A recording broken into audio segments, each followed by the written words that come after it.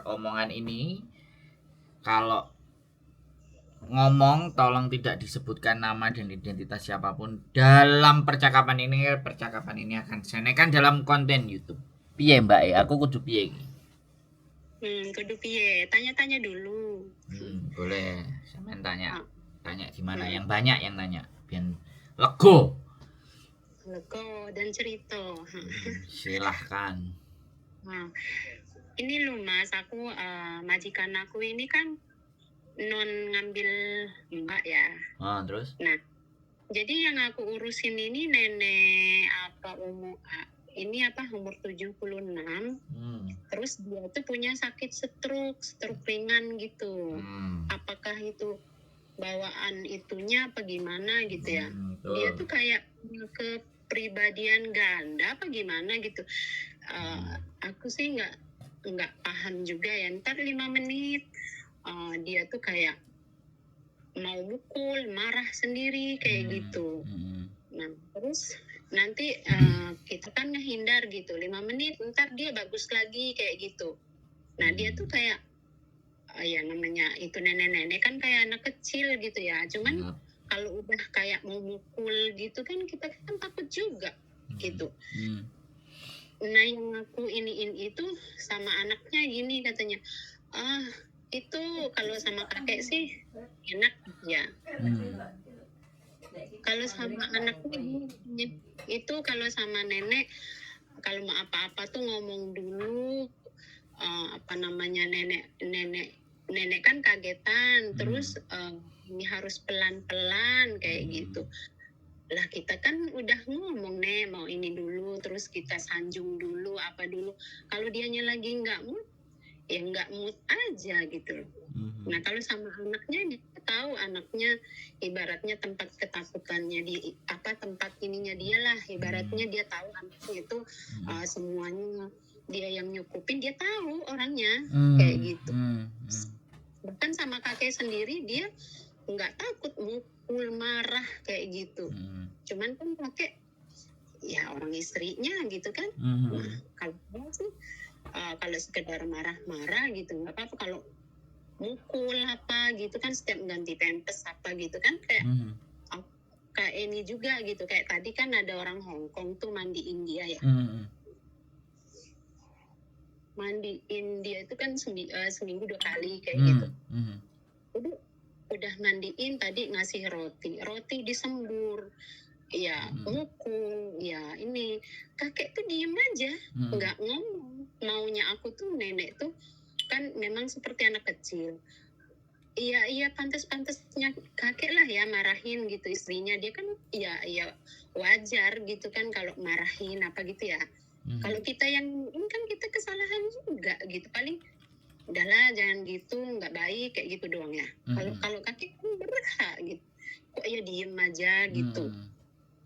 Diem aja dia main aja dia di komputernya, nggak ngereken itu orang-orang sini tuh dipukul bahkan dikasih apa itu namanya itu apa namanya tuh roti disembur kayak gitu. Nah aku ngomong gini, Nek jangan kayak gitu, nggak boleh, aku bilang gitu, mukul kayak gitu. Kok ya kakek tuh pura-pura budek gitu loh.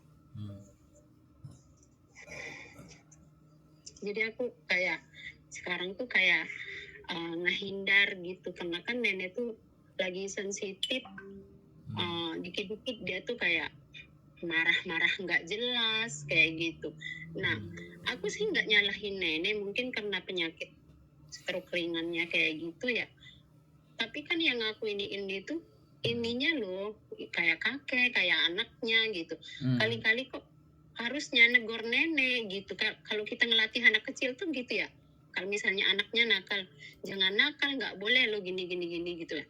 Itu anaknya itu kalau Mbak, kalau ini agak pelanan dikit, nenek kan kagetan, terus kakinya jangan kena lantai kayak gitu. Misalnya kita masang apa, kita kan udah ngomong, Nek mau ini dulu. Kalau dia lagi nggak mood ya marah-marah aja, cuman kan anaknya tetap aja ngomong ke kita. Makanya ngomong dulu Mbak, gini dulu. Itu udah jelasin tadi, udah kok kayak gitu. Masalahnya aku apa ya, udah 4 majikan ini sih. Kalau yang dulu yang aku alamin ya, karena kan ini kan non banget yang ngambil Mbak ya.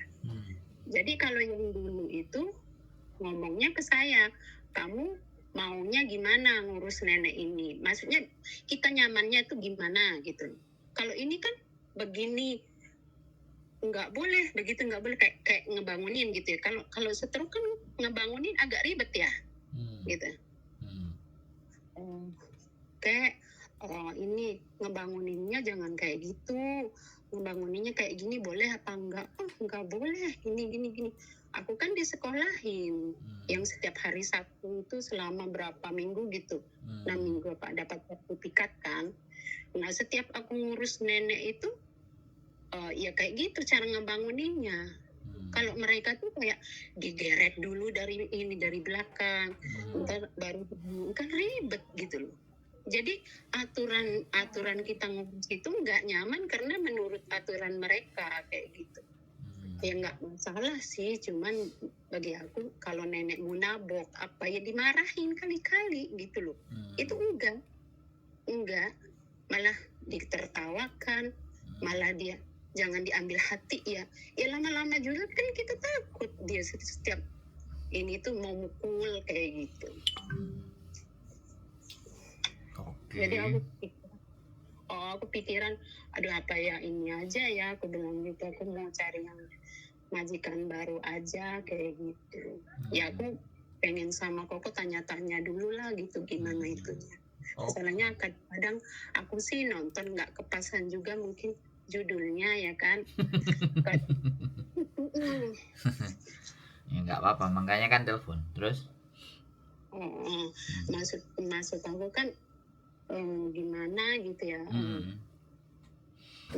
Kalau misalnya aku baru 4 bulan nih gitu, aku nge-break atau gimana, kalau itu interminute sih nggak mungkin, mereka tuh baru non banget, jadi mau bagus enggaknya itu kayaknya ininya sama saya. Masalahnya mereka udah ngomong, kamu di sini mau berapa tahun, jangan ngomong berapa tahun dulu, aku jalanin aja dulu sebelum itu. Tapi kan mereka ngelihat rekod aku kan lama-lama terus di majikan yang dulu itu. Mungkin nggak kayak gini gitu loh. Ini apa ya, kayak kalau dulu sih satu rumah paling ya 3 orang, paling banyaknya ya paling nenek, anaknya, saya, kayak gitu aja. Terakhir saya paling sama nenek kayak gitu dong. Ini nenek, anaknya, terus kakek, terus saya 4 orang. Rumah pemerintah kayak gitu. Saya sih ya udah nggak apa-apa gitu loh. Cuman kan kalau selalu ngedengerin peraturannya mereka ya gimana ya, kayak aku ini juga kayak gitu. Kita mengurusnya gini, katanya jangan, harus kayak gini. Masalahnya mereka kan non banget, harusnya di tengah-tengah maunya gimana kayak gitu. Oke. Udah? Iya. Mau giliran saya ngomong apa sampean masih mau lanjut cerita? Tak dengerin? Iya, Mas Andronya yang itu. Oke, kalau saya ngomong karena sampean tak hitung ini 8 menit sudah ngomong, jadi nanti kalau aku ngomong jangan dipotong dulu ya. Nanti sampai kalau aku bilang sudah giliran sampean mau ngomong, jadi biar enak diskusinya. Ini ada 2 garis bawah yang dari ceritanya sampean tadi itu. Pertanyaan saya, menurut sampean apakah sampean masih mau memperbaiki ini atau mau melepaskan atau bagaimana? Atau kira-kira pendapat saya bagaimana? Karena dua solusi itu bisa saya kasih. Baik sampean sudah mau kelar menyelesaikan itu semuanya, sama sampean mau lanjut, itu saya tetap akan dua opsi itu saya punya. Dua-duanya saya bisa. Sampean mau pilih yang mana, apa sampean mau denger dua-duanya? Tak jelasin. Dua-duanya. Oke, gini. Oke. Biar aku ngambil itunya enak. Oke, jadi kalau sampean kita bicaranya kalau nggak lanjut dulu ya. Kalau lanjut nanti kan belakangan. Jadi sampean ini saya tanya dari Indonesia apa ganti majikan di Hong Kong? Pendek Saya aja. dari Indonesia zero cost. Oh, sampean dari Indonesia zero cost. Berarti Ya. sebelum-sebelumnya sampean punya rekod keren ya. Makanya sampai zero cost mau. Oke. Jadi disinilah kalau kita tadi bilang kalau kita mau nggak lanjut ya. Karena kalau sampean zero cost ini ada dua kemungkinan sampean harus bertanya dulu. Harus bertanya dulu kepada PT, apakah kuncinya sudah dibuka? Menurut saya, kalau zero cost harusnya ya nggak pakai kunci-kuncian. Nah, karena kebijakan nggak ada ininya sama PT. Masalahnya saya langsung proses sendiri sih. Loh, Bayar. nggak, saya kasih Iya. tahu ya, saya kasih tahu Mbak, sampean nggak pakai PT, sampean masih walaupun zero cost itu tidak mungkin. Karena di KJRI agentnya itu harus ada kontrak nama PT. Bisa dipahami nggak maksud saya? Di kontrak itu ada namanya PT loh Mbak. Sampean bukan, kalau sampean tidak melalui PT berarti agentnya itu udah jadi satu sama PT-nya, tapi PT-nya nggak disebutin. Pokoknya sampean berangkat, kan pasti begitu di Indonesia, pulang terus balik lagi sudah nggak ada urusan sama PT sampai langsung berangkat kan, bisa jadi kan seperti itu tuh. Berarti kalau prosesnya yang seperti itu ya nggak ada masalah, ganti aja dan pindah aja kalau memang tidak dikunci. Karena nanti yang akan mengurusi sampean perpindahan agent ketika memproses sampean, ketika data itu dikunci, agent yang baru itu akan pusing karena identitas atas nama sampean tidak dibuka. Nah, di situ yang harus sampean tanyakan ke agent. Karena saya kan nggak tahu. Saya tanya sampean bilangnya enggak. Tapi impossible. Proses dari Indonesia nggak pakai PT. Kalau itu legal. Kalau itu resmi. Karena kontrak yang dimasukkan sama agent itu harus punya cap PT yang terrekomendasi di Disnaker. Atau Departemen Ketenagaan Kerja. Pasti ada. Nah, karena zero cost itu otomatis yang punya PT sama yang punya agent sama. Jadi nggak menarik sampean, sehingga banyaknya teman-teman yang di zero cost itu karena prosesnya nggak berbayar potongan, jadi anak-anak banyak yang masuk situ. Nah, kayak sampean ini ketiban yang apes, ketemu dengan majikan yang memang secara posisi remuk, ya nggak bisa kita ngomongin, karena memang misalnya nih majikannya ada 100, yang daftar 200. Otomatis kan dia milih-milih yang terbaik si agent. Terus dimasukkan ini majikan aja dengan cerita A, B, C, D, E, F, G. Nah udah begitu masuk begini. Tapi giliran mereka yang nemu hal yang bagus ya masuk majikan ya aman-aman saja. Makanya kan ini ada sebuah dilematis dalam proses. Nah ketika sampean mau ganti agent lagi ya nggak ada masalah menurut saya kalau sampean ngerasa nggak lewat PT. Tapi nanti ketika sampean ditanya dan nggak ngerti, PT agent itu akan ngecek. Ya kan, ngecek nama sampean. Kalau ternyata pada saat dia memproses dicek nama sampean masih kekunci. Nah, PT yang ngunci tadi harus membuat laporan ke KJRI, tidak melalui agent. Baru sampean bisa proses ganti agent baru. Itu kalau sampean mau keluar. Satu ya. Jadi yang harus sampean pastikan itu. Gak ada masalah sih. Kalau sampean udah pengalamannya banyak ganti agent ya gak ada masalah. Itu satu. Nah, itu yang harus sampean pastikan dulu. Kalau ternyata memang sampean tanya ke PT-nya, sampean tahu PT-nya atau sampean tahu agentnya, ngomong sama agentnya enggak ada kunci-kunci, udah bebas lepas. No problem.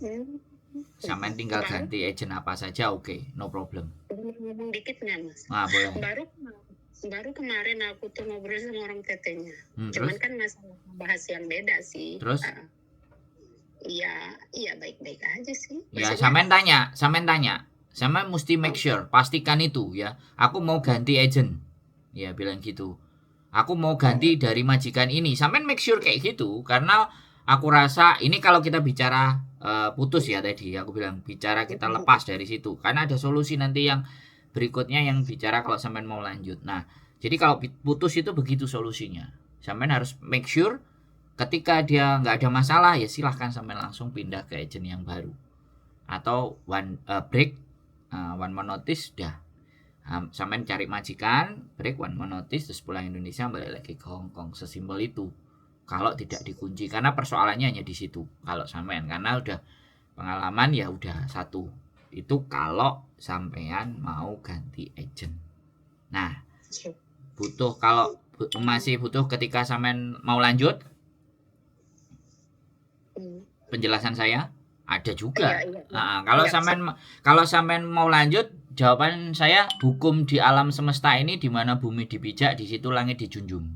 Jadi ketika sampean akan masuk ke dalam majikan itu, sepandai apapun sampean, sertifikat apapun sampean, masuk ke satu rumah itu belum tentu tata cara di keluarga itu akan seperti hal yang sama yang sampean pelajari. Ya. Mereka berani membayar kita. Mereka membayar kita itu untuk mengikuti aturan dan tata cara mereka. Nah, ini yang harus kita pahami. Nah, ketika sampai ngerasa bahwa ini adalah new challenge, ini adalah tantangan saya untuk menghadapi, ya dinikmati yang pertama. Yang kedua, mengenai masalah pribadian ganda, masalah karakter nenek yang serba ABCD, kan ya jelas dia butuh sampean. Anak-anaknya itu untuk mengatasi dan menanggulangi itu semua. Ya, ketika melihat sampean bekerja terus sampean ditertawakan, sampean mereka nggak ikut bantuin sama mereka, this is Hong Kong. Ini Hong Kong. Kalau sebelum-sebelumnya sampean dapat majikan-majikan yang semuanya baik, berpendidikan, berpengetahuan. Nah, kalau yang di sini kan kita nggak tahu. Iya kan? Kemampuan mereka untuk merespon kita, mereka butuhnya kamu tak bayar, ya udah kamu kerjain. Terus kalau kamu ngerjain ya yang cocok sama keinginanku, bukan keinginanmu. Kan persoalannya seperti itu, Mbak. Jadi kita meletakkan ego kita di mana? Ya kan? Kalau kita meletakkan ego kita di atas segala-galanya, yang terjadi begini. Tetapi kalau sampai merasa this is new challenge, ini tantangan banget buat saya untuk bisa menyelesaikan, untuk menghadapi dan mengatasi manusia-manusia yang sampai anggap belgedes, nah itu kan pilihan.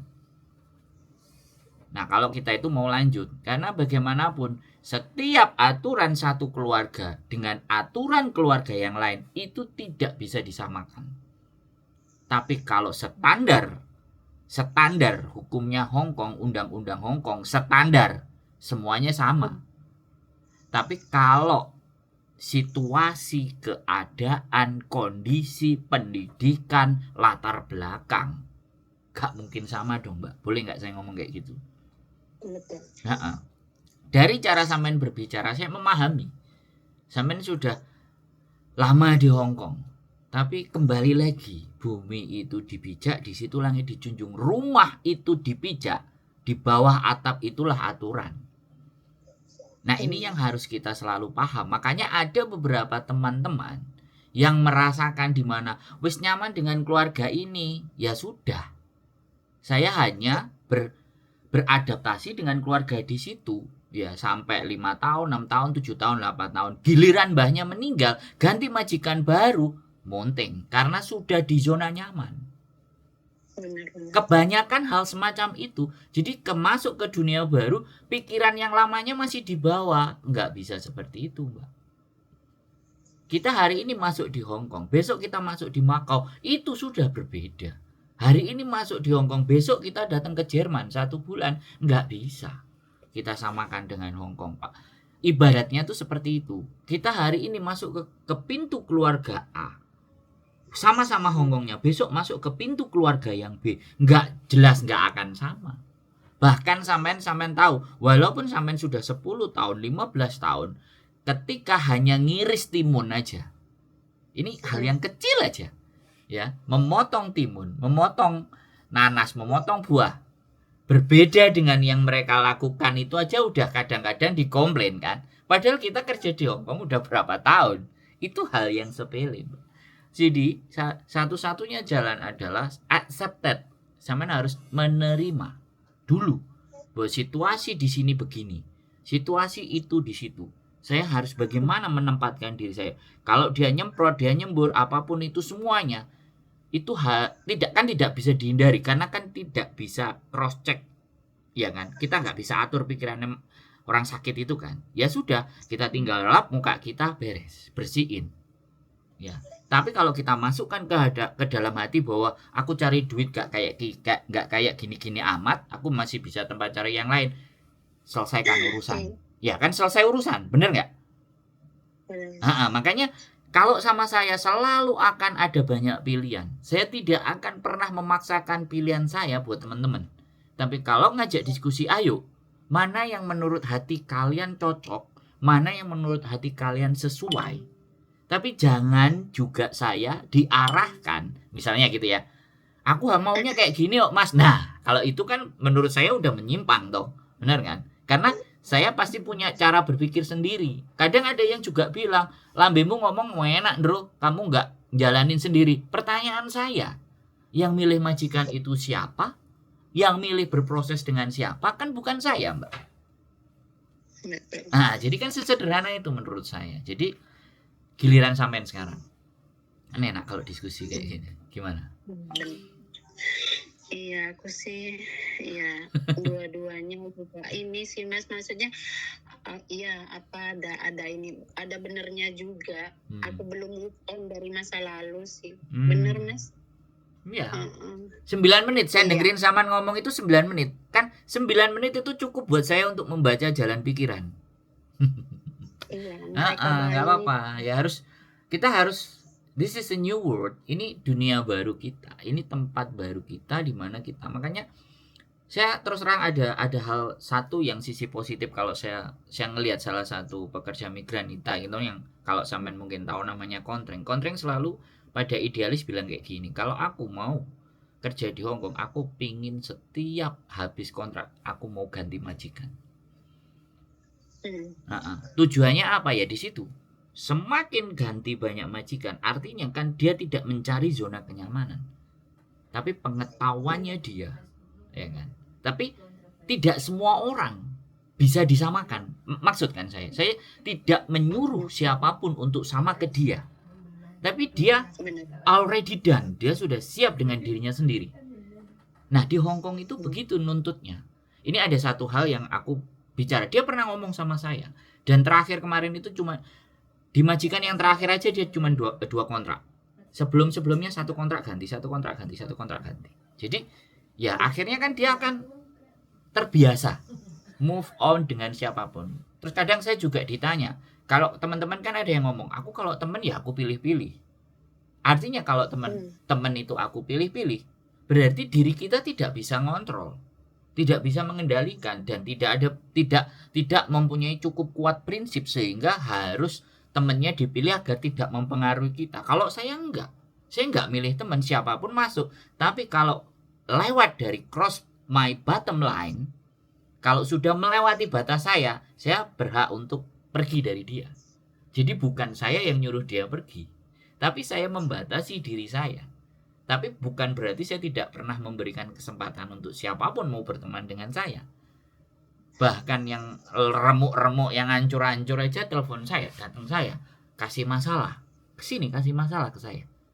Ayo kita diskusi. Wong masalah itu kan bukan masalah saya, tapi bagi saya kan pengetahuan baru.